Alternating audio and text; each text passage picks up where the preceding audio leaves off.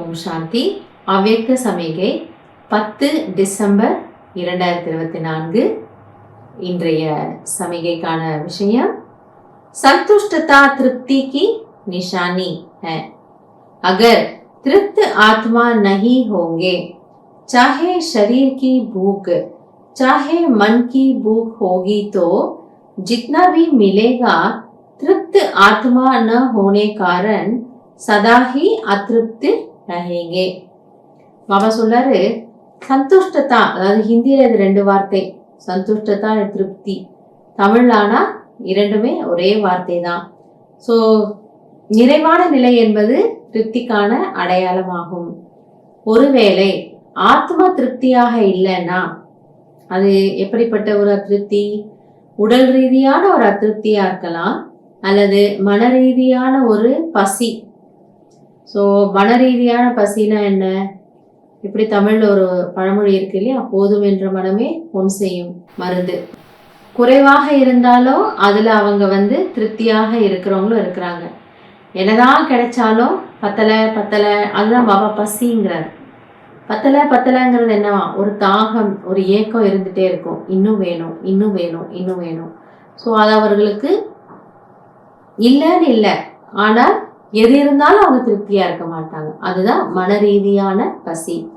ஆக அப்படிப்பட்டவர்களுக்கு எவ்வளவுதான் கிடைத்தாலும், என்னதான் கிடைத்தாலும், அவர்கள் திருப்தியாக இல்லாத காரணத்தால், அந்த ஆசை எங்கேயோ இருக்கக்கூடிய காரணத்தினால எப்பொழுதுமே அதிருப்தியாக இருப்பார்கள். ராயல் ஆத்மாயே சதா தோடே மேபி பர்பூர் ரத்திய. அதுவே ராயலான ஆத்மாக்கள் என்றால் சிறிதளவு கிடைத்தாலும் கூட அதில் அவர்கள் நிரம்பிய நிலையை அனுபவம் செய்கிறார்கள். அதுதான், கொஞ்சம் இருந்தா கூட அதை அவங்க நினைச்சு சந்தோஷப்படுறாங்க, குஷிப்படுறாங்க. பகவான் எனக்கு எவ்வளோ கொடுத்துட்டாரே, பகவான் என்னை எவ்வளோ நல்லா வச்சிருக்கிறாரே அப்படின்னு அந்த கொஞ்சத்துல கூட கடவுளுக்கு நன்றி சொல்லக்கூடியவங்களும் இருக்கிறாங்க. அவங்கள பாபா என்ன சொல்றாரு? ராயல் ஆத்மாக்கள்ங்கிறார். அப்போ இந்த திருப்தியினோட குணத்தை வச்சுதான் நம்ம ராயல் ஆத்மாவாகவும் ஆகிறோம். இல்ல என்னதான் கிடைச்சாலும் பசி, அதாவது பிச்சை எடுக்கக்கூடிய ஆத்மாக்களாகவும் அதிருப்தியானவர்கள் இருக்கிறாங்க. ஸோ இது நம்ம ராயலான ஆத்மாவா, நிரம்பிய ஆத்மாவா, அல்லது அதிருப்தியான ஆத்மாவாங்கிறது நம்முடைய குணத்தை பொறுத்தது. கையில என்ன இருக்குங்கிறத வச்சு கிடையாது. கொஞ்சத்துல கூட நான் திருப்தியானேன்னா பாபா சொல்றாரு, அவர்கள் ராயலான ஆத்மாக்கள். ஜஹா பர்பூர்தாக வஹா சந்துஷ்டதாக. ஆக எங்கு நிரம்பிய நிலை இருக்கிறதோ அங்கு திருப்தி இருக்கும்.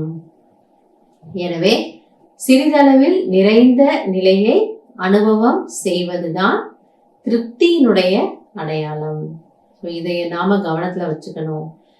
எப்படி பாபா ஆசை என்றால் என்னவென்று அறியாத நிலைங்கிறார். அதனுடைய அர்த்தம் என்ன? எனக்கு பகவான் என்ன கொடுத்துருக்கிறாரோ அதுல நான் ரொம்ப ரொம்ப சந்தோஷமா இருக்கிறேன், அதுல நான் ரொம்ப திருப்தியா இருக்கிறேன் பொழுது இந்த முழு சங்கம் யுகமே எப்படி இருக்குமா? சந்தோஷமானதாக இருக்கும். அதனால இந்த ஒரு விதியை நம்ம நினைவுல வச்சுக்கலாம்.